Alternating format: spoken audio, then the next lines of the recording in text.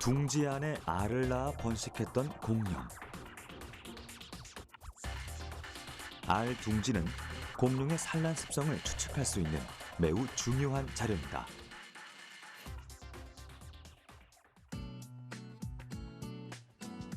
이곳 화석 산지에서 발견된 알 둥지 화석은 지름 50cm부터 최대 1.5m에 이르기까지 규모가 다양한데요. 이 안에 약 6개에서 40여 개의 공룡알들이 일정한 배열을 이루는 것을 볼 수 있습니다. 그리고 멀지 않은 위치에 이와 비슷한 형태의 알 둥지가 다량으로 발견됐다는 사실. 이는 다른 파충류의 산란 방식과는 달리 공룡은 둥지를 만들고 알의 위치를 선정해 산란하는 고유 습성을 지녔다는 것을 알 수 있습니다.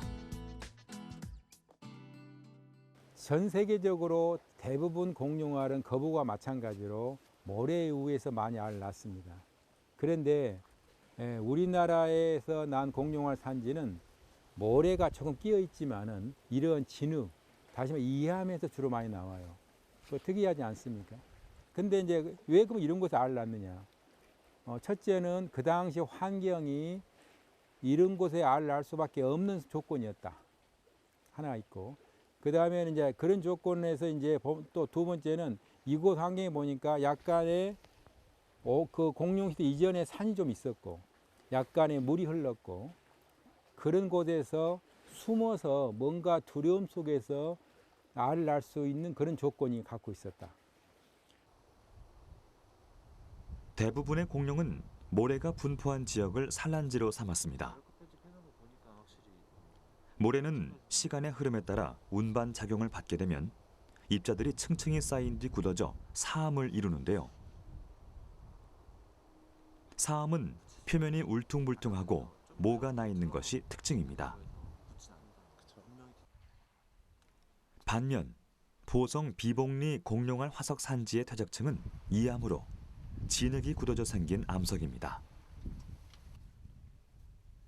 이암은 미세한 입자들로 구성돼 표면이 매끄럽고 사암보다 물러 쉽게 부서지죠. 한눈에도 두 암석의 차이가 확연히 드러나는데요. 한반도에 서식했던 공룡들은 이렇게 부드러운 모래나 수분이 많이 함유된 진흙 속에 알을 낳았던 것입니다.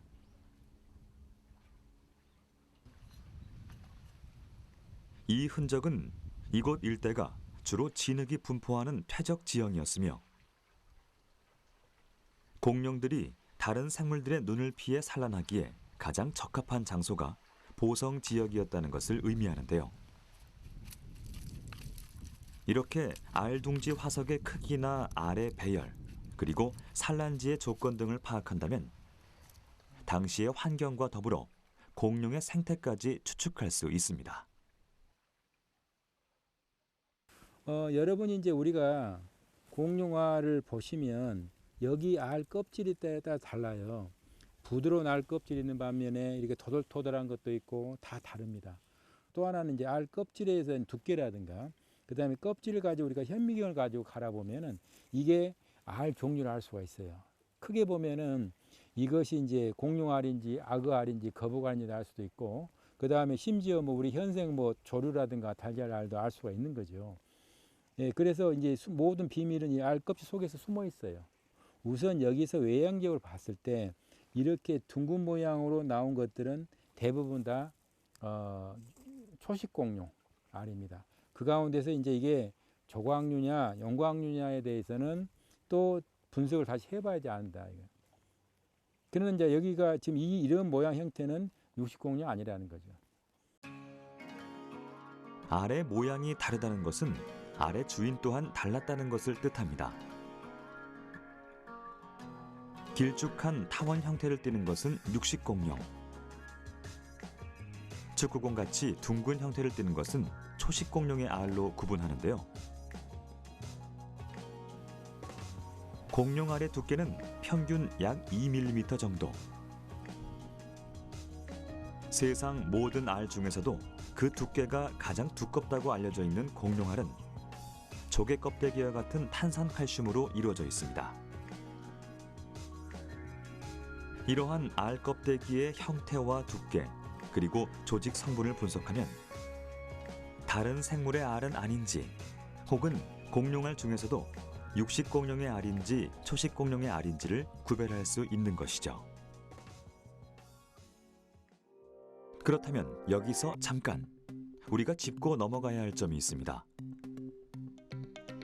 과거 중생대를 지배했던 거대한 공룡은 어째서 포유류와 같이 새끼를 낳는 것이 아니라 알을 낳았던 걸까요? 현재 학계에서는 조류와 공룡이 아주 밀접한 관계에 놓여 있다고 말합니다. 그 이유는 공룡의 특징을 정의하는 데 기준이 되는 골반뼈가 조류의 골반뼈와 해부학적으로 매우 유사한 구조를 가지고 있기 때문인데요. 오직 공룡만이 가지고 있는 골격 구조, 그리고 현존하는 생물 중에서 유일하게 공룡의 골격 구조와 같은 조류. 이러한 증거는 공룡에서 조류까지의 놀라운 진화 과정을 설명할 수 있습니다. 이게 비교적 최근에 이제 중국에서 발견된 화석 기록을 통해 가지고 보니까는 새가 사실 조그만 육식공룡으로부터 진화했다는 게 밝혀졌어요. 증명이 됐습니다. 그래서 이 얘기는 결국 그러니까 원시 공룡의 후손인 거잖아요. 그래서 그 정의에 의하면 사실 새도 결국은 공룡 안에 포함이 되는 겁니다. 새가 공룡의 일부가 됐기 때문에 엄밀하게 얘기하면 공룡은 멸종한 게 아닙니다. 예, 새는 지금까지 새가 공룡이기 때문에 지금까지 살아 있는 거거든요. 그래서 가끔 이제 많은 미디어를 보면은 공룡이 진화해서 새가 됐다는 표현을 쓰는데 그거는 잘못된 겁니다. 그건 마치 우리 사람이 포유류가 진화해서 사람이 됐다는 표현이랑 같거든요. 공룡이 알을 낳는다는 것은 우리에게 많은 메시지를 전하고 있습니다. 이 메시지를 올바로 해석하기 위해선 아직 발굴해야 할 것이 많은데요.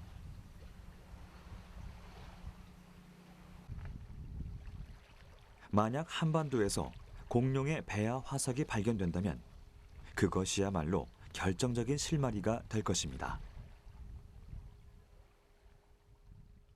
제가 거의 지금 20년 넘게 이 알 속에 있는 배아, 새끼를 발견해 보려고 그렇게 노력했는데 하나도 뼈를 볼 수가 없었다. 그거는 무슨 이야기를 대변하냐? 여기에 있는 그 화석지가 공룡 알을 낳았어도 당시 아주 탄소화되고 아주 안 좋은 그러한 기후 환경 속에서 이 알 자체가 부화를 할 수 없을 정도의 어떠한 컨디션 내지는 그런 DNA를 갖지 않았을까 하나. 그 다음에 조금 약간 뭔가가 성숙듯 하더라도 다른 동물들에 의해 가지고 또 침범될 우려가 있었지 않았을까. 이런 여러 가지 것들을 상황을 고려했을 때 우리나라의 특징이 주라기가 아니고 백악기 후기고 공룡 말기의 사건을 대변하기 때문에 그런 당시의 생태가 지구 환경이 얼마나 어려워져 있는가에 대해서 우리는 이 알과 이 암석을 통해서 우리는 공부를 할 수 있다, 이런 얘기입니다.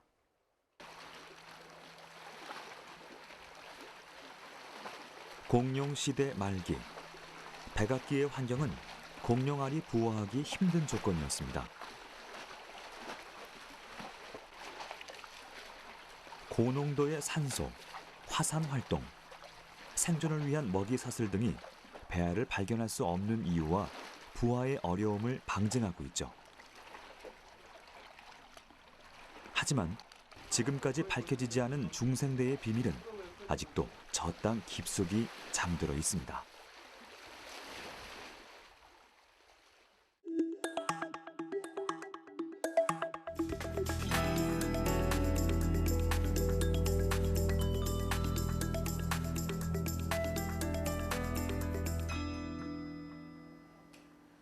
거대 공룡들의 흔적 중에서도 골격뼈 화석의 발견은 단연 놀라운 성과입니다. 거기에 다른 어느 나라에서도 확인되지 않은 독립된 종류의 공룡이 발견된다면 그 가치는 더욱 빛을 발하겠죠. 한반도가 공룡의 나라였다는 것을 세계에 널리 알린 주인공.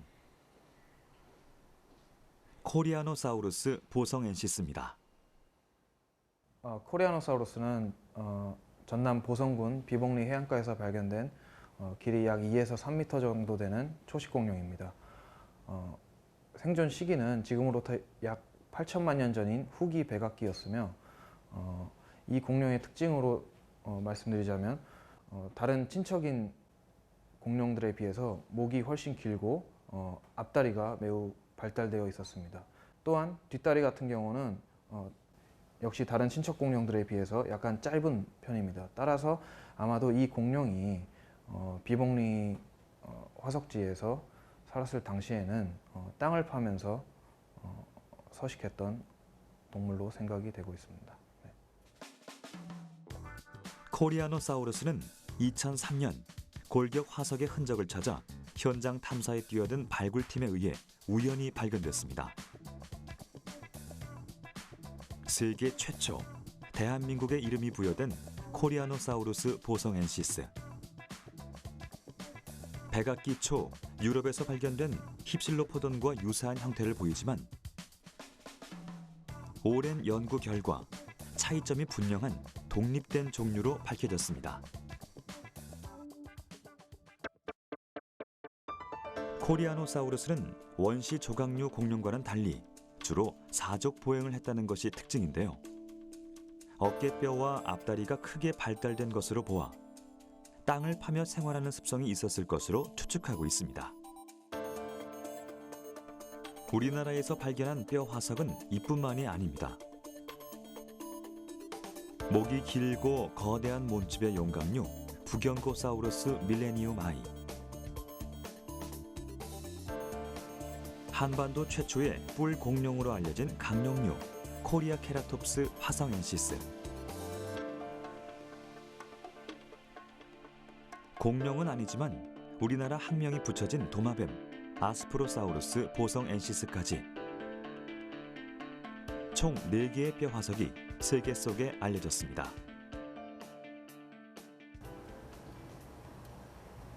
화석을 발굴하는 과정은 결코 간단하지 않습니다. 아무리 경험이 풍부한 연구진이 만반의 준비를 한다 해도 사람들에게 그 모습을 온전히 드러내기까지 몇 년이라는 세월이 흐르기도 하는데요. 깊은 땅속, 오랜 세월 암흑 속에 묻혀있던 화석이 세상에 빛을 보는 순간, 과연 발굴은 어떻게 이루어지는 걸까요? 화석지에서 처음 화석을 발굴하게 될 경우에 일반적으로 화석은 여러 부분으로 나눠져 있기 때문에 이 각각을 따로 가져오게 됩니다.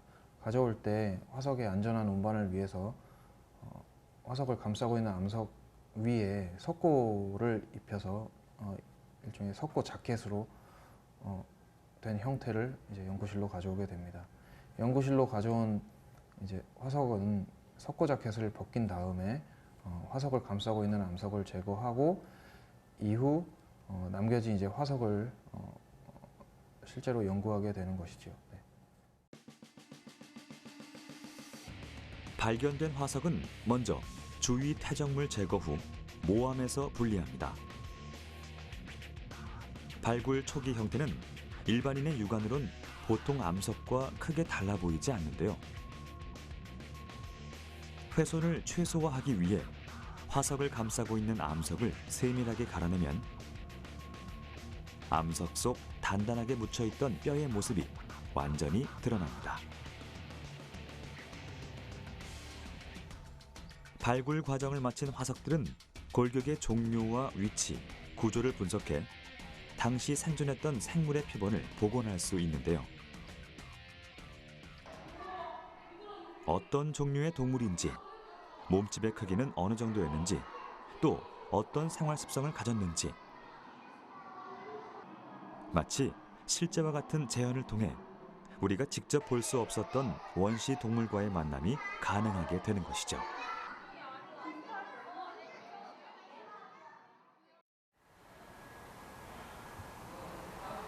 한국공룡연구센터 수장고에는 연구자들의 손길을 기다리는 천여 점의 화석이 보관돼 있습니다. 지구의 오랜 역사를 되짚어주는 매우 귀중한 연구자료 화석. 화석들이 넌지시 건네는 이야기는 과거 생태계를 이해하는 데 매우 큰 역할을 할 겁니다.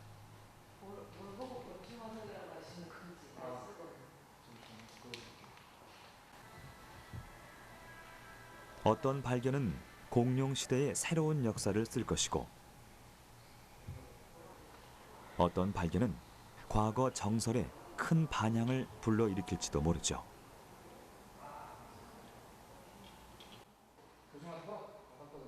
다만 확실한 것은 이 작은 화석들에 담긴 가치가 세상을 이끌어갈 미래의 큰 자산이라는 것입니다. 이런 그 화석은 숨어 있는 걸 드러내 가지고 우리의 눈에 보이는 것도 있겠지만 더 중요한 건 이 화석을 통해 가지고 미래의 어떠한 진화적인 측면하고 미래 기후 환경에 이행할 수 있는 중요한 자료입니다. 그래서 우리는 안에만 머무르지 말고 이렇게 밖으로 나와서 직접 찾아보면서 이를 연구를 한다면 이 연구가 바로 세계적인 연구가 되는 것이죠.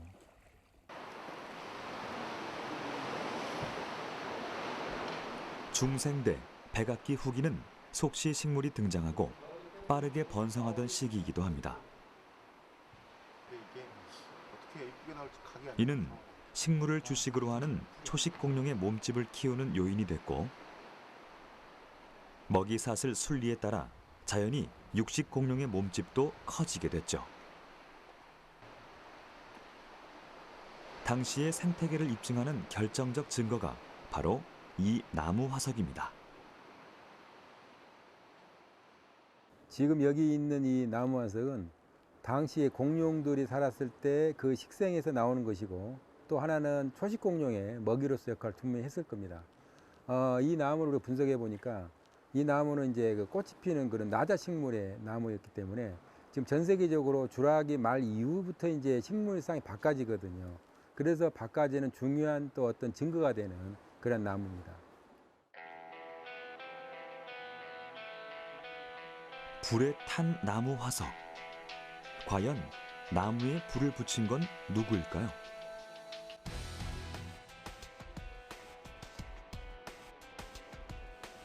이 질문의 답은 자연바랍니다. 당시 공룡이 숨쉬던 대기 속 산소 농도는 지금보다 약 8%나 높았습니다.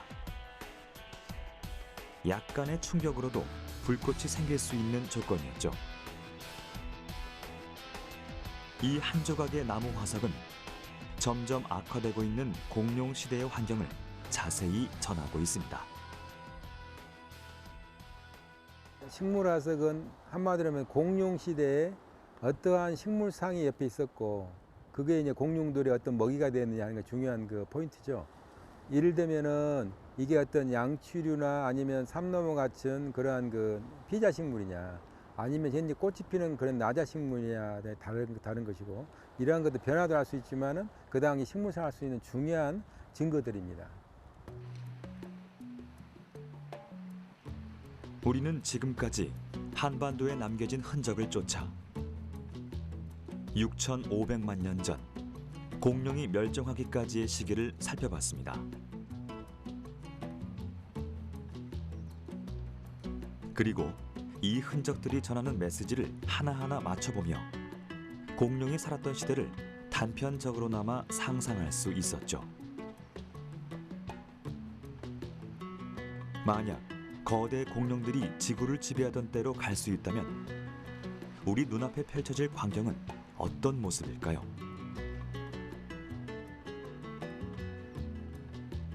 이 질문에 답을 하기 위해선 땅 아래 숨겨진 또 다른 흔적들을 찾아 남겨진 퍼즐을 완성해 나가야 할 것입니다.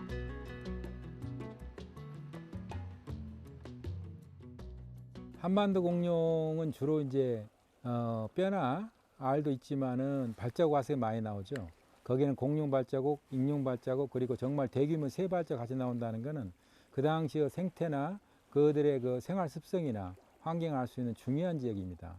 그래서 우리는 이제 이런 지역에 대해서 이제 연구할 때 첫째 하나 중요한 거는 우리의 그 이 한반도에 있는 공룡 화석을 통해 가지고 그 과거의 그 고생물학적인 진화사에 대한 연구를 할 수 있는 중요한 것이 있고, 그 연구는 바로 세계의 다른 지역과 비교함으로 해서 전 세계의 그런 공룡과 동물 화석에 대한 진화를 이야기할 수 있는 것이 있고, 또 하나 학술적인 가치는 여기 나오는 공룡 화석뿐만 아니라 다른 곤충이라든가 다른 식물 화석이 많이 나오기 때문에 그들의 또 환경을 우리가 이해할 수 있는 게 있다.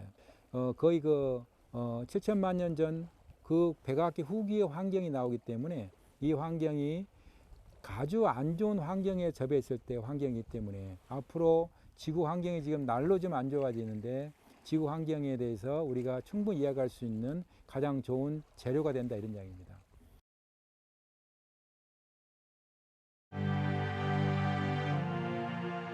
공룡이 사라지기 전 지상 최후의 낙원 한반도. 우리는 그 땅 한가운데서 수많은 증거를 발굴하고 연구하며 역사의 뒤안길로 사라진 공룡의 발자취를 다시 걷고 있습니다. 이 땅에 분명 존재했던 거대 생물 공룡. 그들이 속삭이는 이야기에 지금처럼 귀를 기울인다면 한반도의 공룡은 세계 속에 그 진가를 당당히 발휘할 것입니다.